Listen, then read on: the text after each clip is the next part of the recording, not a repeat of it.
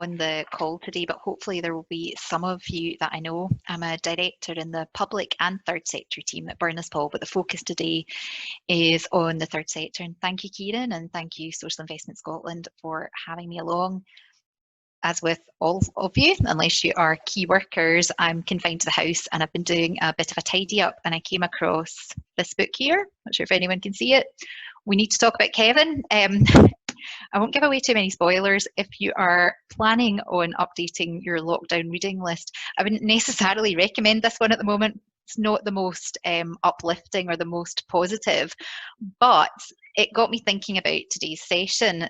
The main focus of the book is the relationship between a mother and her son and the serious concerns that the mother has about aspects of her son's character. And I think the title, it's been a while since I read it, but the title, We Need to Talk About Kevin, comes really from the fact that she and her husband really ought to have been having some very, very difficult, frank conversations about their son, and the failure to do so had some catastrophic consequences.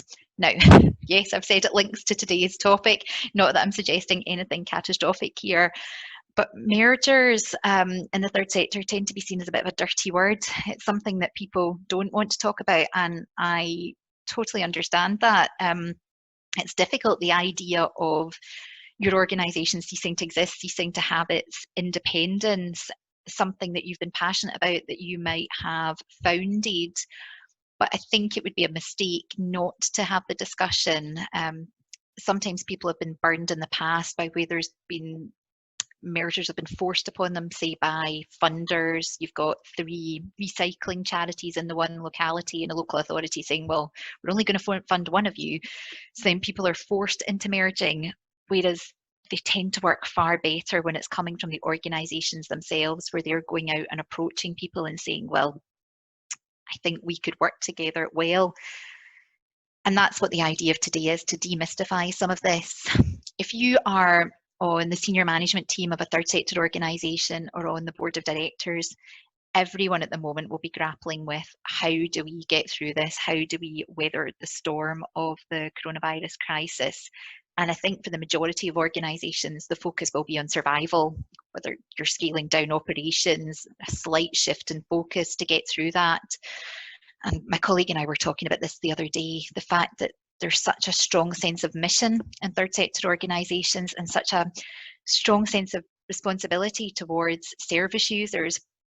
And that might contribute to this feeling of keeping an organisation soldiering on, limping on, when maybe you're reaching the point where that's not actually advisable anymore. And at the moment, the government really are actually trying to push you to keep going as far as possible. In Scotland, we've got the Third Sector Resilience Fund. Rishi Sunak introduced new measures yesterday. We've got the Job Retention Scheme, tax concessions, all these sorts of things. So the intention is to keep you going, but ultimately there will come a point where those managing charities, those on the board, whether it's the board of directors or charity trustees of a SCIO, are starting to look at, well, what are their duties? And your duty is to act in the interests of the charity, but also to really have a strong focus on financials, the financial position, be alert to threats that are coming in. And you need to be asking the question, well, is maintaining the independence of this organisation, is that what is ultimately going to serve our service users best? Or does there come a point where we think, actually moving into another organisation, a larger organisation, access to greater resources, efficiencies, that might actually be what is in the best interest of keeping the service alive that we have been providing? So, like I say, I'm trying to focus today on what the process of a merger is, just at a very high level, just to let you see that the process isn't necessarily entirely daunting, but also to signpost you to some of the areas where there can be most friction. And as Kieran said, I've got my own slides that you can have later, so I'll be, if my eye line is over here, I'm just having a wee look at some of my notes on this. So what do we mean when we talk about a third sector merger? It's 2 or more organisations formally combining to form one organisation. And it has tended to be seen as a bit of a dirty word, a bit of merger scepticism. For me, the one thing that is absolutely key in the success of a merger, and it sounds so soft and fluffy, but it is communication and having upfront dialogue. I was saying to Kieran before we started the call, increasingly with mergers, we are seeing people asking for non-disclosure agreements to be signed. Fair enough. It's not something that I would normally proactively promote because I don't necessarily know that it's getting things off on the right footing. If you've identified an organisation where there are synergies and you're speaking to people and developing strong relationships and you think actually this could work, to slam down a non-disclosure agreement, I think sets the wrong sort of tone. But if it's the only way that people will feel comfortable sharing information, then fair enough. You also need to be identifying the strengths and weaknesses, and will the whole of this merged organisation be greater than the sum of its parts? So if you are a charity focusing on working with people with mental health issues, but specifically people who have mental health issues as a result of addiction, but you're recognizing that maybe support for something as specific as that is reducing. Are you looking at an organisation working with people with mental health issues more broadly? You'd be bringing a USP to that. Is it all going to work better as a result?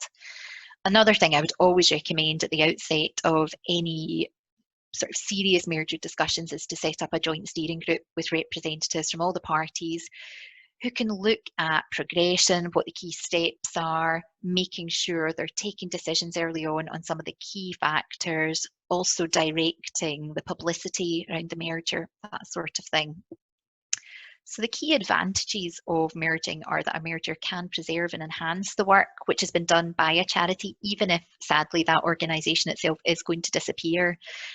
You'll have administration costs cut by centralisation of functions and increases in efficiency, stronger purchasing power, more effective utilisation of space.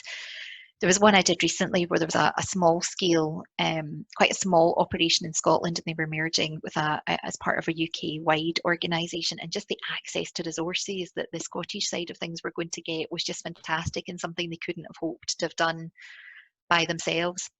Disadvantages. First of all, it's costly to merge, and sadly, you would be paying people like me. I try, and the rest of my team try as far as possible to develop free resources for charities, like through SCVO, the various template constitutions there we have developed in conjunction with SCVO. But there are certain things like collaboration and mergers where actually it is pretty techy and you do need lawyers for that. But there are things that you can cut out. Like I'll talk a bit about due diligence later on. And actually, unless there's a burning desire for you to have lawyers do the due diligence, there's a lot of that you can do yourselves. One of the other main disadvantages is there's no easy exit strategy. Once you've merged into an organisation, it's very difficult to disentangle. So if you have been the sort of CEO or senior manager, again, say in Scotland, and you're merging into a UK-wide one, or in fact, if we go back to the addiction example, if your charity has worked solely with people with mental health problems as a result of addiction, you move into this broader mental health charity, and then you realise the addiction side is a bit of an add-on. They're not really that interested in it. There's more of a focus on the mental health and well-being of young people because it's maybe seen to be part of the zeitgeist. And you then feel, well, wait a minute, this wasn't what we signed up for. But you've got a board of the overall merged organisation having to act in the interests of that overall entity. You as that senior manager who's stupid across, or maybe then saying, oh, how do I get out of that? Which is obviously tricky. Aligned to that, loss of independence, loss of mission, and potentially a poor cultural fit, which is why you need to do not just legal due diligence, but the softer due diligence, having discussions with the joint steering group, getting a real feel for the personalities that you'd be working with. So the process for it, I'm just going to talk through the key elements of what you would need to be doing and where you would need legal advice and where you wouldn't. First up, once you've maybe identified someone that you think you could potentially merge with, you maybe be looking at doing an outline business case, a feasibility study, looking at the sort of objects of both, the cultural fit, the mission fit. And then once that's been to the boards, I'm assuming here 2 organisations merging, but it could be any number. Once that business case had been to the boards of the 2 organisations, and if they're saying, okay, we're broadly speaking comfortable to go ahead with this, you then be moving on to the due diligence phase. Due diligence is kind of a fancy way of saying doing your homework on the other organisation. Normally, the transferee, the recipient organisation, so if you're going to transfer your assets into this one here will be really concerned to do due diligence. They want to know exactly what they're inheriting from you, what skeletons in the closet there might be. They want to be looking at your financial position. They want to be looking at the terms and conditions that your staff are on. They want to be looking at what kind of pension provision your staff have. Grant funding contracts, are there any provisions in there that would trigger a clawback as a result of merger? All of these types of things. But also, if you over here are the organisation that's going to transfer your assets and then wind up, you also want to do your due diligence on the recipient to see that they're in a robust position so that you don't transfer everything over this week and then next week the whole thing goes kaput. As I said earlier, you can get lawyers to do this, but actually it can be a really, really costly process. They'll draw up a due diligence checklist, they'll review all the contracts. A lot of that you can do yourselves, or maybe even if there are more significant contracts over a certain financial value, that might be that you direct those to a solicitor to look at. But like I say, there's a lot you can do yourselves. So once you've done your outline business case, you've done your due diligence, you're confident there's nothing horrific that would prevent the merger, you're probably then looking at moving towards getting the necessary statutory consents for the merger. So I'm assuming that most of you here are from charities. In that case, you're looking at consents from OSCAR. So it would normally be consent to wind up the transferring organisation. But the transferee, the recipient over here, gosh, this is so high tech, just fiddling about with my hands. The recipient might also need to get consents from OSCAR. They might be changing their name to reflect the merged entity. Importantly, they might be changing their objects clause. This is one that actually you can get a bit of resistance from transferees and recipients. One of the few scenarios where you can have personal liability of those managing a charity or a company is where you act out with the terms of the objects clause. So if this lot here are transferring some key activities that aren't catered for in your objects, you really need to be changing that clause. But for some reason, you sometimes get a bit of resistance, which I don't understand because it's actually to protect the board over here. They might also be changing other provisions in their constitution to reflect changes in the board structure as a result of the merger. So you would have your statutory consents to do all of that, changes to constitution, changes to name for the recipient, consent to wind up of the transferor. Once all of that comes through, you would then have various resolutions, formal special resolutions by the members of these organisations. Now, this is probably going to sound massively offensive, and I hope it doesn't apply to you, but if I had £1 for every time I've been told by an organisation, we don't have members, we've just got directors. No, if you're a charitable company, if you're a SKIO, you have both levels of decision making. In a company, you have members and directors. In a SKIO, you have members and charity trustees. They may be one and the same people, but there are certain decisions that have to be made in the capacity as members, and it has to be narrated as such. So it'll be a special resolution, whatever kind of resolutions we were talking about, change the constitution, winding up, a special resolution of the members, 75% or more of those in favour at a quorate general meeting. For a company, that all gets filed with Companies House, and then with OSCAR, for a SKIO gets filed with OSCAR. Whilst all of that is going on, doing your due diligence, and then you're happy with that, getting your consents, the lawyers would be involved in putting together the transfer agreement, which is the key document in all of this.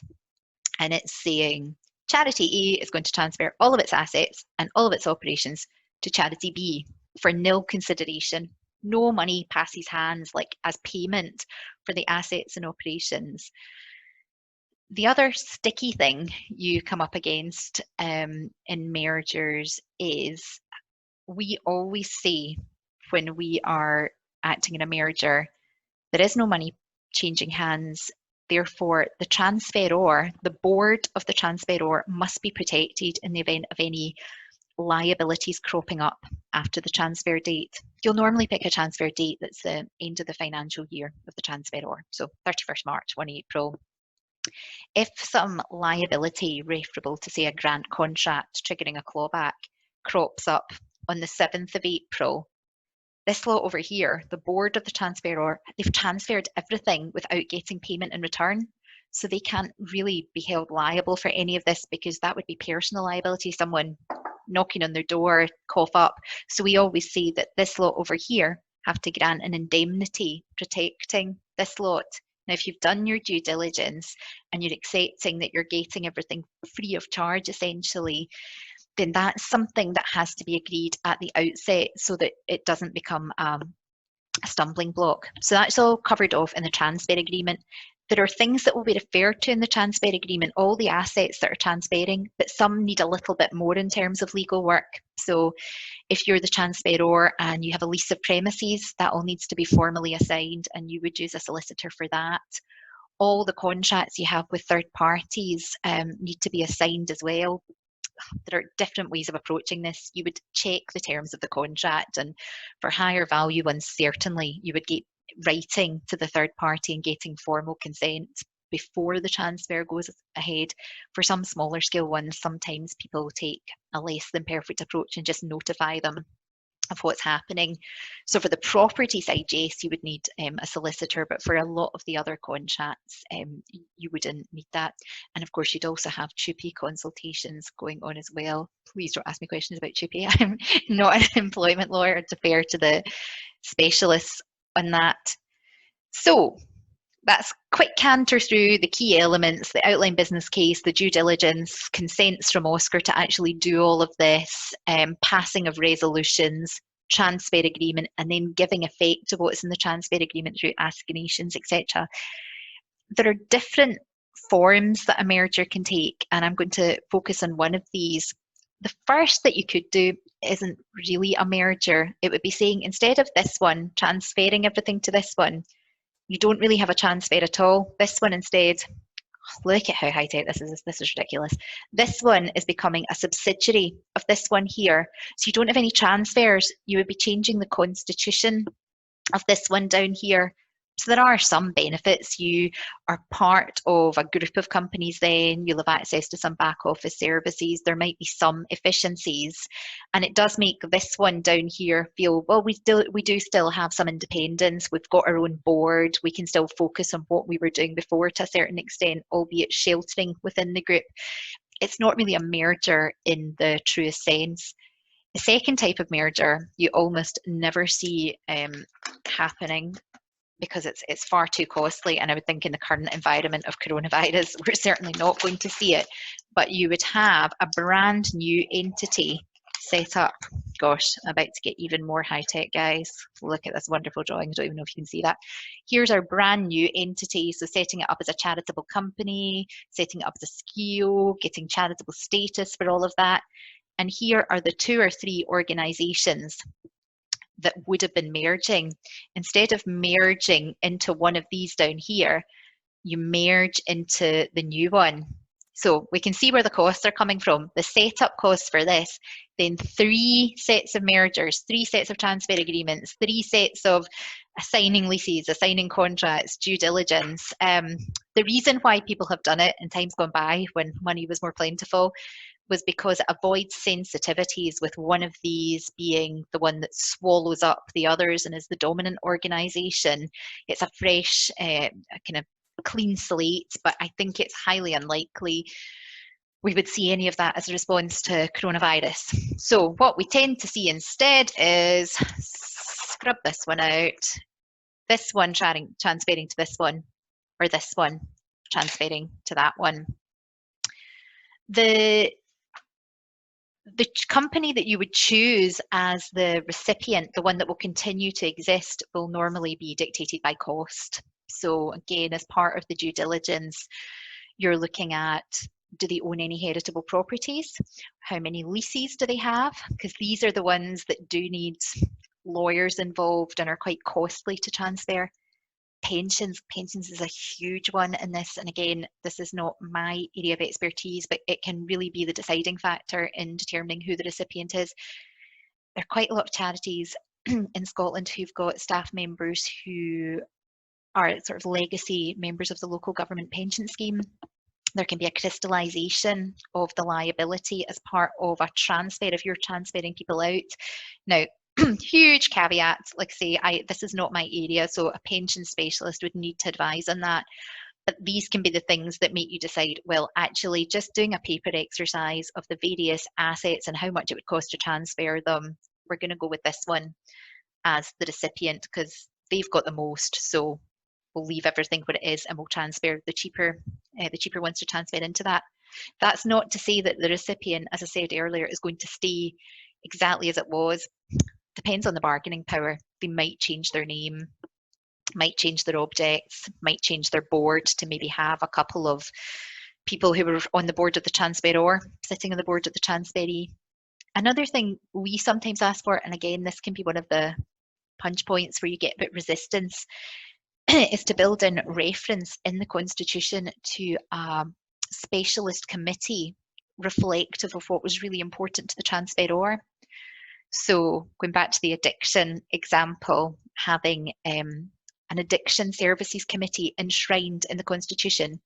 If you're a Scottish charity merging into a wider UK one, having a committee specifically enshrined in the Constitution dealing with Scottish issues that can issue recommendations to the board, and the board, although they don't have to be bound by them, they would have to take account of those recommendations. If the constitution of the recipient doesn't have any specific committees referred to in it already, if it just has the general provision about the board can set up whatever committees they want, it might look a bit anomalous to have something like this referred to. But it's really to do with sensitivities and giving some comfort to the transferor that that's been enshrined there. Now, it could be changed further down the line. The Articles of Association or the SCIO Constitution could always be changed at a later date. But at least in the initial stages post-transfer, it gives a degree of comfort. What you might hear back is, well, we could put it all in standing orders. That doesn't need a special resolution of the members to change it in the future. It's more flexible. It's just something to mention. Yes.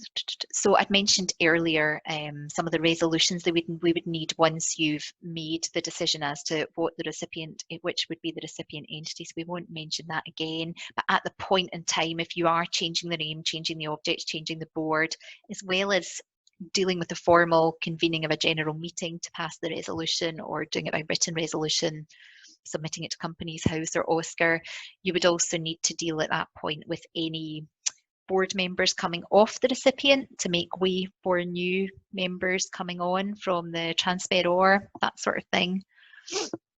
I've mentioned the transfer agreement would be entered into as well, recording the key terms and conditions, and of course TUPE as well is a huge one, which you would need specialist advice to help on that. As well as all of that going on, all the formal transfer agreement and TUPE consultations and assignations of leases and things, there are lots of things that would be done at ground level by the organisations themselves. Informal approaches as well to third parties that you have a relationship with, just to make them aware of what's happening. Joint press releases, making sure that this is all kind of tidied up. Insurance, things like that. Utilities, data protection, that's another one you'd need to look at in terms of consents that you've got for transferring data, maybe on service users. And again, you might need specialist advice on that. I haven't checked the SCVO website on that, but SCVO generally has quite a lot of helpful information on these things. So as I said earlier, you pick a point in time that makes administrative sense for the transfer, which is normally the end of the financial year of the transferor. So as of 1 minute past midnight on the 1st of April, everything transfers. The transferor ceases to operate. It doesn't mean it's been completely cleared out at that point in time, though, because things like leases can take a bit longer to transfer over. So that can all be continuing to happen. But from the 1st of April, you are operating through the merged entity. Staff have chipped over. It's only once the transferor has been completely cleaned out and completely divested of its assets that you can then look at the final steps and having it wound up. So if it's a company, the easiest way of doing this is waiting 3 months after the point at which it's been cleaned out. And if it's been dormant for 3 months, there's then a really, really easy process of striking off with Companies House. You submit a dissolution application. For a SKIO, it all has to be done through OSCAR, and there are statutory timescales for that. OSCAR would advertise and allow a period of objection. Companies House would do something similar for a company. And that's kind of it. I'm conscious that I've gone slightly over, but that I've also gone through this like a steam train. So as Kieran said at the outset, we can make the slides available to you. I've probably also made it sound quite technical and quite nicey nice. It's also easy. It all happens beautifully. It can do. It really can. And some of the mergers we've worked on have been like that. But they've tended to be like that, where you've had two organisations who've come to the realisation themselves, we want to do this and we can see the benefits in this for both of our organisations. And when there hasn't been a particular pressure of time where people feel forced into it and they haven't necessarily been able to give it the space and time to think about it at the outset, that's when it can go a bit hideously wrong. And also people understandably feeling a bit protectionist about, oh, I don't want to share this information. As I said at the outset, to me, communication is key in all of this, and trying to go into it with as open and positive a mind as possible. Sometimes what we do is, when we are helping with these, we do workshop sessions for the various parties, and although legally we are engaged on behalf of one and the other would need to take their own legal advice ultimately before signing everything off, or they might take it at a far earlier stage, it can be helpful just to have someone facilitating. You know, it could be someone from one of the support organisations as well, just kind of talking through, okay, here are the key elements of this. But yeah, communication is key, because we don't want anything disastrous, such as in we need to talk about Kevin. But I would definitely go for something a bit more lighthearted. At the moment, I can't watch anything miserable right now. I'm watching reruns of DVDs of Gilmore Girls, so that's where my headspace is at. Hopefully that was helpful, and Kieran can now ask me any questions. Yeah, so there's a few that have come through. It was really comprehensive, and one or two people have asked if we can have the slides just because it kind of outlines everything there. There was a question about that came through about your funders. So obviously each of the entities would have various different funders, and just advice on how to maybe approach discussions with them. I'm assuming it's kind of quite early on, because obviously your funders are kind of key stakeholders. I mean, you would certainly do it. You would probably wait. I would say normally wait until you've done the due diligence, but it depends on how you're approaching the due diligence. Yeah. If you're going to spend a lot of money and ask solicitors to do it, and then you approach your funders after you've done that, and the funders say, "No, we're not up for this," then that's a bit of a waste of money. It depends what kind of relationship you've got with your funders. If it's like a CIS type of relationship, my understanding of that is it's very active and people are talking to the charities and third sector organisations that they work with regularly. First things first would be checking the terms of your funding contract and seeing what it says about ability to transfer over the funds to another recipient. And even if you don't have the right to do that, that doesn't mean that you can't do it. You can get consent, and you would need sort of written consent for that. But I would say normally once the due diligence is done, or as maybe alongside that, be making an informal approach to them. If it is just informal and you're saying we're thinking about this, generally speaking, the funders wouldn't have the ability to pool the funding. I would also tend to think funders would be pretty supportive about it if they think, well, we're funding this particular project, we want these activities to continue. So normally I would say just a phone call in the initial stages, and then much further down the line, once you've got your resolutions have been passed by your members saying, yep, let's crack on with this, then a formal written approach. But it doesn't need to be anything that's drafted by a solicitor. It doesn't need to be anything complicated. It would be referring to the discussions, referring to, we're proposing to transfer to charity X with effect from 1 April. Can you confirm your consent to transferring the balance of the funds, and that there will be no clawback, that sort of thing. Like you say, it's probably a win-win for all parties, because you're making the money go further in some ways, and maybe sharing some back office yeah, support. even if it's like more, I mean, I don't know how many charities now go to actually the banks for the traditional banks for funding. It might be a bit more of a thing there might be a slightly less lenient approach taken, but certainly with the sort of funders we have in Scotland, I would hope they would be quite receptive. I hope that sort of answers the question. Absolutely. And there was one more point. It was just to clarify, with the structure where you might construct a new entity at the very top and then say merge three, would you necessarily then have 3 boards in that type of structure? No, that one was intending very much that all 3. So you've got 3 charities. You have this new one. They all transfer up, and then they all cease to exist. Oh, okay. But that one, but the question you've asked there, you could have that with the first model I talked about. So you could set up a new one or have an existing one and make all the others subsidiaries of it. It's a kind of nod to a merger. It's where people aren't entirely convinced, but I would tend to think that sort of approach might ultimately lead to a merger anyway. So it's a bit of a wasted stage. You might do that, have everyone be subsidiaries of this new entity or of an existing entity, but further down the line, I think they're likely to go, to, you know what, let's just properly merge this. Absolutely. I've kind of seen it all coming and going over the years. Like, it depends where the landscape's at. Like, there were times where there were lots of entities being set up with lots of funding available from it, and then kind of merging or just folding completely, which is all a bit depressing. Just with the waves of society and with the financial crash and whatever and else. What we're talking about today, I am certainly not advocating mergers per se. I'm just saying it's something to consider, and not necessarily to be totally afraid of it and in the dark about it.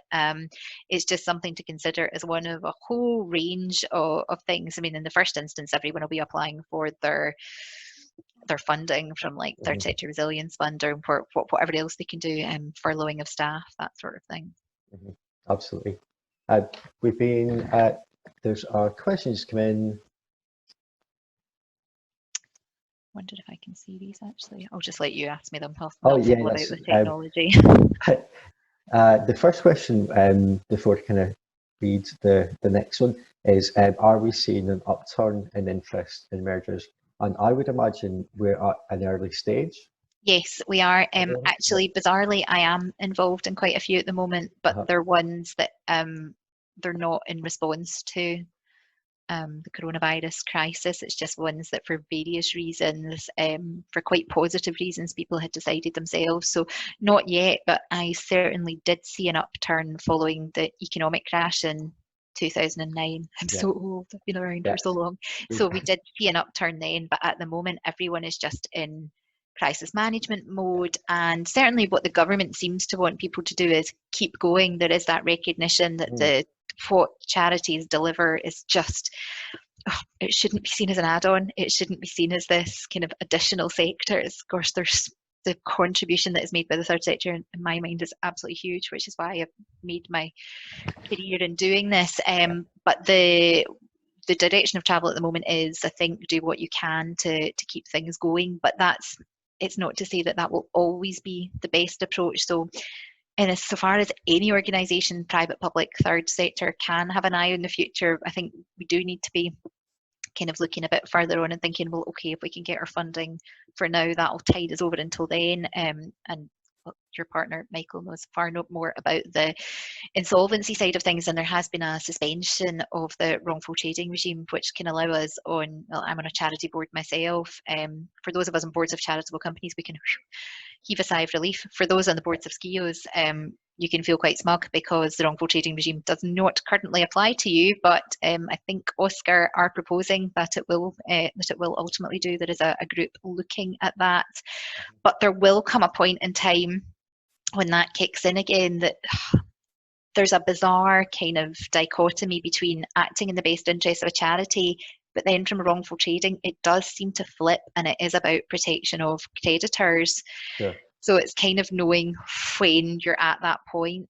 In fact, long before that point, actually starting to think about what else can be done.